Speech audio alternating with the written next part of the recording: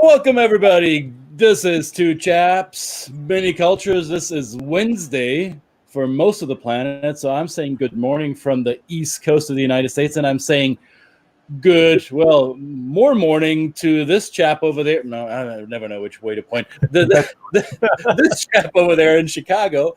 And I'm pointing towards the other end of the globe, the other side of the globe, to our friend, our colleague, our special guest today in Seoul, South Korea, Tomomi Kumai. Welcome, Tomomi. And she needs to take herself off of mute. Oh, technology. Hello. Yeah, there we go. Hey, Tomomi, how are you? Actually, that was my mistake. Thank you for taking time at this time of day. It is so late where you are, so thank you for making yourself available, and we are excited to have you. Brett, what is the topic of the week? Remind us. We are looking at identity, real or perceived and real. I think I had it the other way around. Sorry, I'm messing up our flow here. Well, identity. And when we were discussing identity, we were thinking about who else could we invite to talk about this topic. And your name came up, Tomomi, because we've done some work together, and I know that you are born in Japan and you live in Seoul, and you have these two worlds, two hearts beating inside of you. One is Japanese and the other is Korean. Right. So, in your words, how would you describe your identity? Are you Japanese? Are you Korean? What are you? Yeah, I feel really comfortable just saying that I'm mixed, or just stating some facts that I have a Japanese passport. I was born and raised in Japan until high school, the end of high school. Mm-hmm. But my heritage, my mom is Korean, my dad's half Korean. And then I have to start explaining why my nationality is Japanese, although I'm quarter Japanese, because in Japan, you were able to get only father's size nationality until 1986. Sorry, I'm not really sure, but 80s. So when I was born in the 70s, I was able to just get father's size nationality. Although he's half Korean and my mom's 100% Korean, I couldn't get Korean nationality. So it goes, every time I do the introduction, I have to kind of go through that family history, which includes the Korean, history, Japanese Korean history, because my mom and dad were born in, colonization period in Korea, both of them. So then I start, I speak a little bit of Korean history too. So yeah, if I talk about my identity, it becomes a kind of long story. Right. So I say easy ways: nationality, Japanese, and born in Japan, raised in Japan, but my heritage is Korean, and I live in Korea now. And we brought up that comment from our friend Patricia, who says, "What are you?" A question that comes up a lot, and yet it can be uncomfortable. Did my question make you uncomfortable, Tomomi? No, I'm really used to it, and I'm happy to talk about myself. So it never made me uncomfortable. But recently, one person, I was having this training with a Korean assignee, and I was introducing myself. And so my identity is really mixed because I was born here. But one question he asked, but which passport do you have? So I said, Japanese. And he said, then you're Japanese. So that was kind of okay, it's not that simple, but okay. So, and we've had this conversation before, Tomomi and I. So I'm coming into this conversation with prior experience. So for those of you who are watching and wondering, why is he being so inquisitive with this sweet lady? Because we've known each other for a little bit, and Tomomi and I did a webinar together on doing business with Korea a couple of weeks ago, and there was one participant who appeared to be, I think by name, and I think I looked her up, she is from Korea, and she emailed me before the webinar and said, well, that'll be interesting, a Japanese explaining Korean culture. So does your name appear Japanese? Is that why Koreans think you're Japanese? Yes, my name is both last name or first name, both Japanese names. Mm-hmm. So when you just look at my name, then probably you assume that I'm 100% Japanese born and raised, probably having both Japanese parents. Mm-hmm. So I know from the work that you do that before COVID made travel a lot harder, but before that you were often traveling between Japan and Korea for work. So home for you, where do you feel like you belong? Do you feel like you belong in both countries, or do you feel more belonging in one of them? Yes, that's a really good question. I feel comfortable living in Korea, and maybe my personality is more or culture-wise closer to the globe smart Korean graph. I don't know. But it could be because I'm living as a foreigner, maybe I'm feeling comfortable because, both Korean and Japan, living in your native country as a native, national person, you are expected to read the air and conform to the social norms. And if I'm in Japan, then I have all these things that I don't want to know, but I'm supposed to know with all my body. I'm supposed to feel.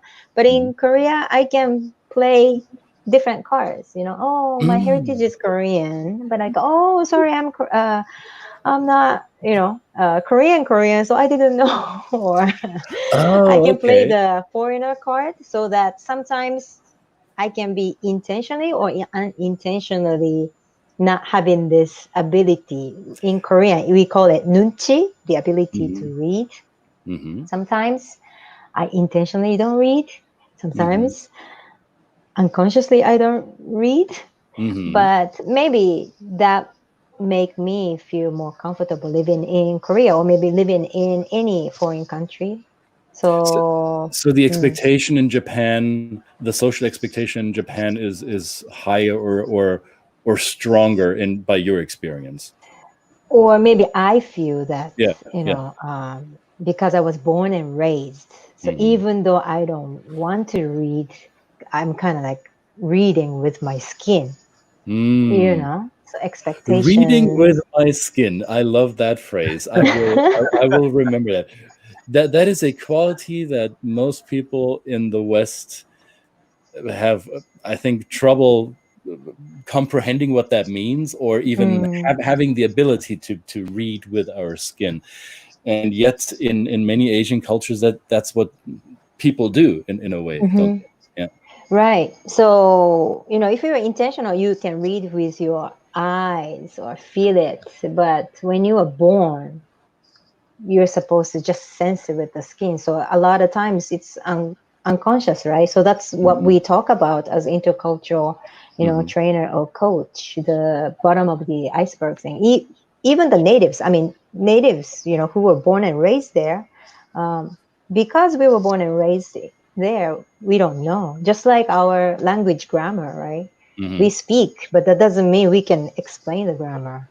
So that's the part. Very true. Very true. I wish I could explain my own just grammar. Like culture is like that, right? So sometimes maybe foreigner can explain better because they are the one who had to learn the language with the grammar. So same as culture. So I feel being in between Korean and Japanese culture, having as a Korean culture as heritage, and at the same time foreign culture, like really in between.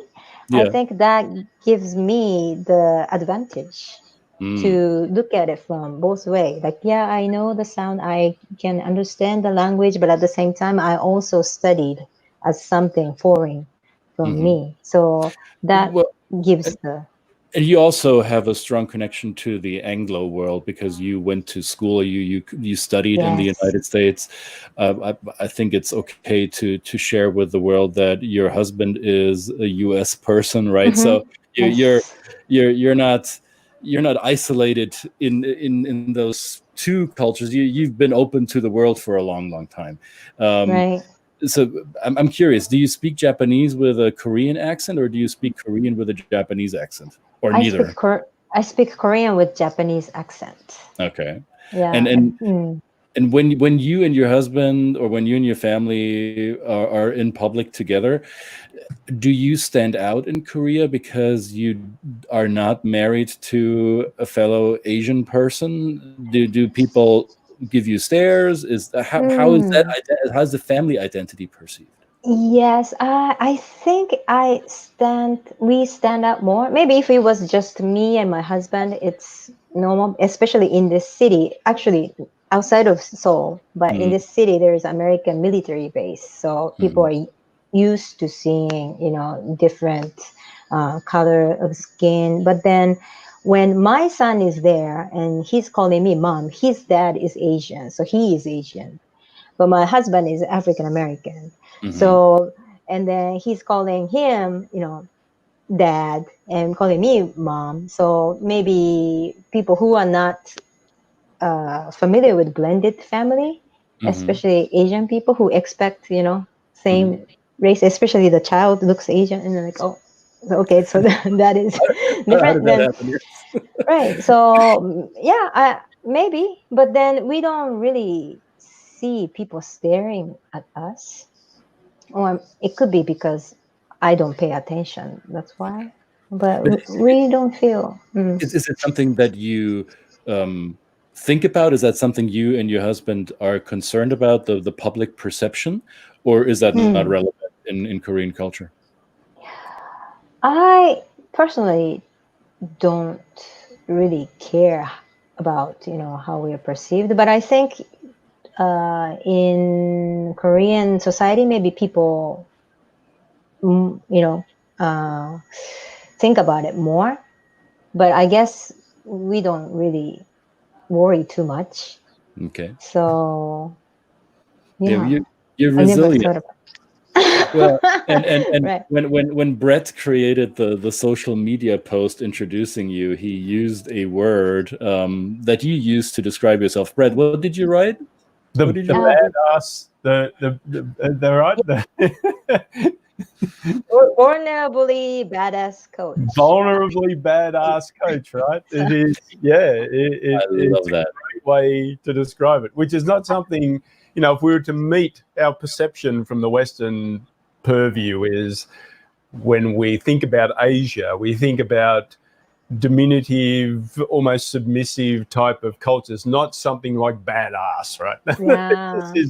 This is kind of like a very Western concept, or even let's call it even an American so badass is not a negative term; it's actually a positive term to say I'm badass. I'm good at what I do. It is a boldness that is communicated from this culture. So this is your wonderful ability. And I was talking with Tomomi before the broadcast, and she was congratulating us on this show. And I said, well, this inspiration, of some of this inspiration came from you, Yes. but creating this YouTube channel that you have, bringing your vulnerability, your honesty, your pure self, right, to the camera.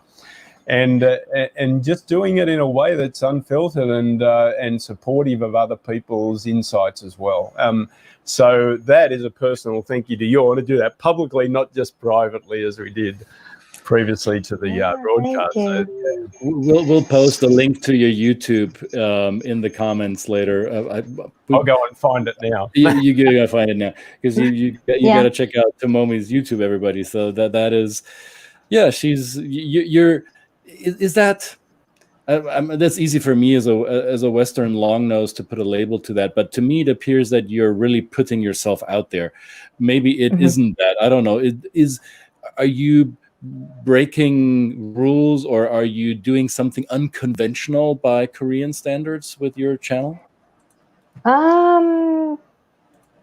Well, Yeah, I don't know. I never thought about it that way because I'm just being myself. So maybe that's my life. I never thought about like is this. Well, I knew that I don't fit in Japanese society that much since I was Mhm. small. I felt that. And here in Korea, it's okay if I don't fit in because I'm not, Korean, and I can be a foreigner or someone who's having heritage. So yeah, I don't think about is this I Korean love it. standard or I love it. anything. So Yeah, but you found a place in the world where you feel comfortable being who you are this, yeah. without judgment. And then this vulnerably badass concept came from my adversity. I talk in one of the videos too, but having my son, who had brain cancer, and we had to fight for 4 years. So, and at that time, I realized that I was crying always, and sometimes, I was like, "Oh, it's too hard. I can't do it." But people told me, "You're strong." Mhm. And my concept of being strong was, like really strong. But I said, no, I cry. Mhm. And, I tell people that I can't handle this and I don't know what to do. And people say, no, that is strength, being able to show, the true feeling. So that's when I found out that being vulnerable is actually being strong. So that's why I came up with vulnerably badass. So I'm not saying like I'm always super strong, but uh, I can show how weak I am. So Mm. that's the title. Yeah. That's a concept that reminds me of Dr. Brené Brown. Yes. I'm sure you're familiar with her too. So, guys, if you haven't read the book or at least watch her TED Talk, or there's a Netflix special about Dr. Brené Brown, how vulnerability is actually a superpower and it's not a weakness. And in so many cultures that have been over centuries dominated by male role modeling, vulnerability has been being labeled as something that is weakness, and it's everything but, right. It's actually quite a force if you're using it in the proper way. So Brett has left the screen because we've seen a comment that is saying that we don't always see our guests because of closed captioning. I hope we're fixing that problem. Okay. That's this is our, I think, 13th episode, and this is the first time I'm seeing this. Oh, technology! I hope it's all good. I hope So they can hear me. I sure hope so too. Brett, do you know what the studio wizards are doing there in the background? We don't know. I don't know. I mean, we're just. I didn't realize that was the case. I have to go back and look at that. If that's an issue, we can't see the closed captioning, of course, and we know that it is part of the stream. And we were kind of encouraged that there is closed captioning, and that brings a whole other sense of inclusiveness to these broadcasts, but bit of a challenge if we can't see the most important person in this discussion. So I'm going to just remove myself a little bit. I'll be in the background listening. Don't worry about it. I know what you're doing. You talk to yourself for a little bit, Brett. Now, Tomomi, as we talked about earlier, we did, the two of us, we did a webinar together on Korean business culture, and we're following this up in a couple of days with a live training course that you and I, but mainly you have designed. I'm giving you most of the credit. So for those of you out there who are interested in learning about how to be successful in working with people from Korea or with working in Korea, Tomomi and I will do a course together, and you will find the details in the link that we'll post under the stream here. So if that is something that you are definitely interested in, or if you know people who should participate because they need that knowledge, send them our way. We love any introductions. We always love recommendations, and we love to plug into your networks as much as we allow you to plug into ours. Tomomi, what are we going to do? What are we going to tell people in that training course? What will they learn? They're gonna learn about Korean values, and how these Korean values, motivate people to do certain things certain ways, which could be different from your culture, or it could be similar. And we will introduce, real examples, what happened with, some leaders, who come from different cultures and had to work with Korean people. And of course, we're not gonna talk about any identifiable information, but real examples that you can maybe relate. And then we will have group discussions to talk about your actual situation, or if you are not in the situation yet, something that you can expect it might or it could happen, so that you will have more hands-on activity, not just talking about something up here, but you can actually think about the situation, reflect on yourself, and then talk about what can be done. So it's going to be really workshop style. Yep. So it's not going to be just webinar where you can just sit there and multitask, but and listen and type in your phone and turn off your screen and make breakfast nearby. No. I want to make a comment, by the way. And Chris and I have done a couple of these type of trainings, but I also encourage Korean people to attend. Now, this is maybe a silly thing to say, right? But it is important because, in this work, we always identify that we're often blind to why we have certain tendencies. And so Korean business people really looking to be professionals in this realm would really benefit from this, to understanding where their cultural influences come from, and be able to perhaps explain this in some cogent way to their colleagues when they confront differences. So I often bring that up, and I think Tomomi is a wonderful communicator in that way, is to bring that perspective also as kind of an outsider, with that perspective of that Japanese perspective, looking inside what is a home culture. So just an insight for that. Yes, I totally agree, because a lot of, not only Koreans, but also Japanese people too, we tend to think that these issues come from just the language barrier. And they feel like as long as they speak the language, then it's okay. But it's not actually only the language. It's closely related, but we need to also be aware of, cultural values and different ways that people are working. So yes, it will benefit. I look forward Korean to it. People. I look forward to working with you again, Tomomi, and those of you who will sign on, you can look forward to that as well. That'll be enlightening, and it will be fun, and will make you work. We're not doing it for you. We're doing it with you. Definitely. Thank you, Tomomi, for taking time so late in the evening. We're going to let you go to bed, or whatever it is you do at this hour of the day. I'm going to go to bed. Thank you very much. How do you say thank you in Korean? I should know this, but I don't. 감사합니다. 감사합니다.